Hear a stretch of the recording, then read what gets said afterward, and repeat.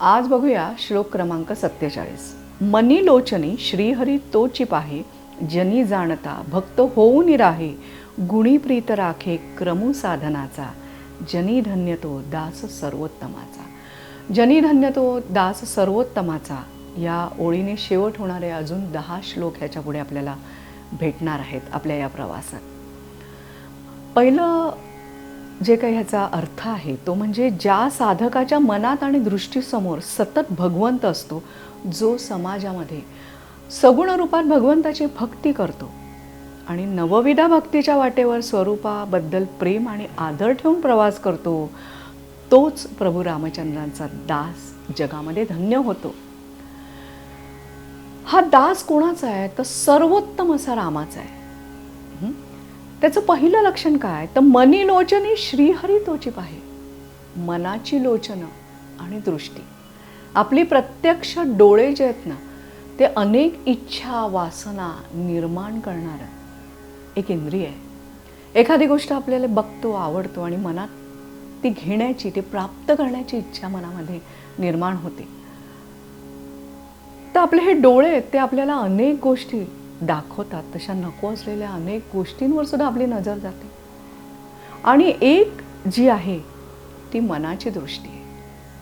तर असं मनाच्या आणि डोळ्यांच्या दोन्हीही दृष्टींच्या मार्फत जो केवळ भगवंताचं स्मरण करतोय. कारण कसं आहे, समजा आपण नाम घेतोय, नामस्मरण सुरू आहे, पण डोळे उघडे ठेवून जेव्हा आपण नामस्मरण करत असताना आजूबाजूला काय चाललंय, कोण गेलंय, कोणी काय घातलंय, कोण कुठे जात आहे, हे सगळं डोळे उघडे ठेवून जेव्हा आपण बघतो तेव्हा आपल्या मनामध्ये जे काही नामस्मरण चाललंय किंवा जे काही भगवंताचं ध्यान चाललेलं असेल, आपण एखादं भजन ऐकत असू, तेव्हा हे डोळे आपल्याला त्याच्यापासून विचलित करतात. बघा, आपण जेव्हा एखादं कीर्तन ऐकायला जातो, एखादी कथा ऐकायला जातो, तेव्हा आपण डोळे ठेवून उघडे ठेवून जेव्हा ऐकत असतो तेव्हा कधीच 100% लक्ष आपलं त्याच्याकडे नसतं. का तर आपले डोळे तेवढ्यामध्ये अनेक गोष्टी टिपत असतात, ज्या आजूबाजूला असतात, घडत असतात.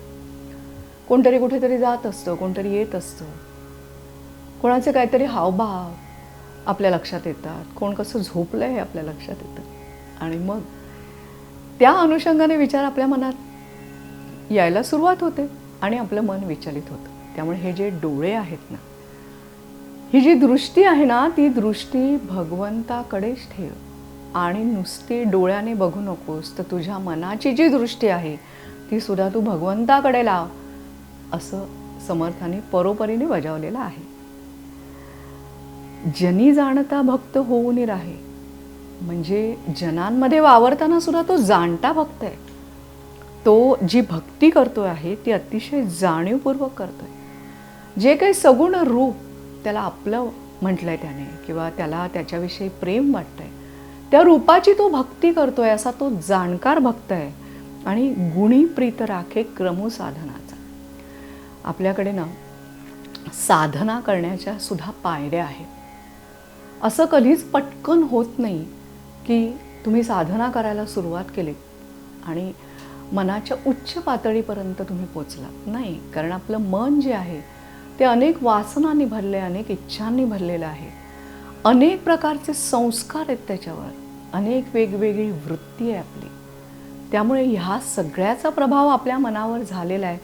अशा सगळ्या गोष्टींनी आपलं मन संस्कारित झालेलं आहे. मग हे जे संस्कार आहेत मनाचे, त्यानुसारच आपण वागतो, बघतो, बोलतो.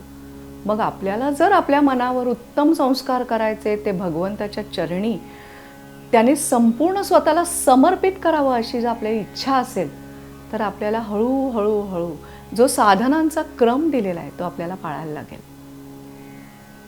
ही जी काही नवविधा भक्ती आहे, त्या भक्तीमध्ये वेगवेगळ्या रूपाच्या भक्तीने मार्गक्रमणा कुठल्याही भक्तीच्या रूपाने तुम्ही करा, पण हळूहळू तुमची मनाची जी प्रगल्भता आहे, जी स्थिरता आहे, जी काही जाणीव आहे ती विकसित होणार आहे.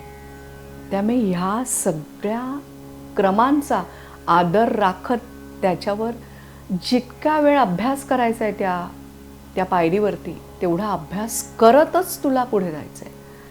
आणि असा जो काही दास असेल तो असेल सर्वोत्तमाचा दास. तो जनी धन्य होईल, कारण त्याच्या मनाची दृष्टी आणि डोळ्यांनी दिसणारी दृष्टी ही पूर्णपणे भगवंताकडे एकवटलेली आहे. त्याला जे सगुण रूप भावतंय त्याची तू मनापासून जागरूकतेने जाणीव रूपाने भक्ती करतोय. आणि जे काही साधना त्याला करायची, मनाची उत्तम पातळी गाठण्याकरता ज्या ज्या पायऱ्या त्याला चढायच्या आहेत, त्याच्याकरता जो जो काही अभ्यास करायचा आहे तो करतोय, तो जागरूकपणे करतोय. आणि असा दास हा सर्वोत्तमाचा लोकांमध्ये किंवा या आयुष्यामध्ये धन्य होईल आणि तो जे मिळवायला आलाय ते तो मिळवेल. धन्यवाद.